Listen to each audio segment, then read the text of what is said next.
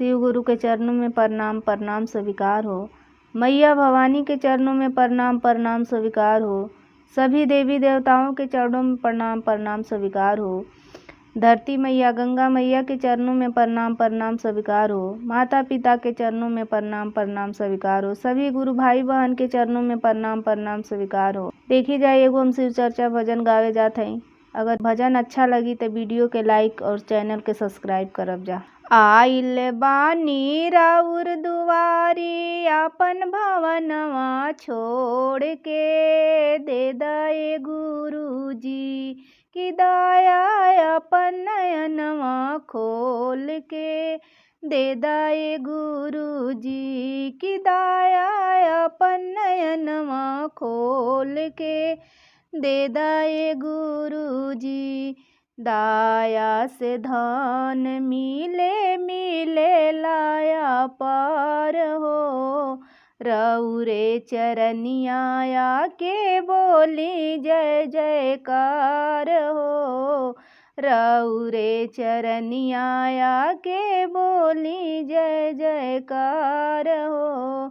चर्चा में आ गईली गुरुजी अपन दिलवा खोल के, दे दए गुरुजी की दया अपन नयनवा खोल के, दे दए गुरुजी की दया अपन नयनवा खोल के, दे दए गुरुजी।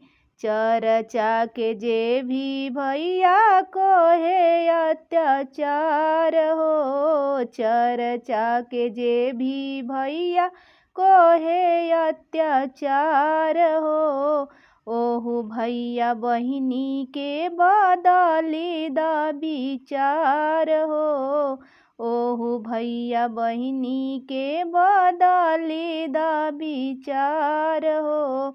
राउर चरनिया गाई भजनिया बम बम बम बम बोल के, दे दए गुरुजी की दया अपन नयनवा खोल के, दे दए गुरुजी की दया अपन नयनवा खोल के, दे दए गुरुजी।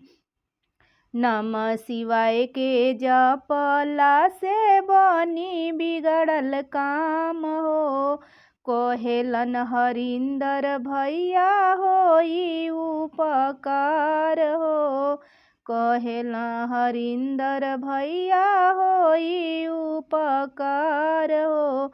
नमः शिवाय के माला जप दिलवा अपन खोल के, दे दए गुरुजी की दया अपन नयनवा खोल के, दे दए गुरुजी की दया अपन नयनवा खोल के, दे दए भोला जी।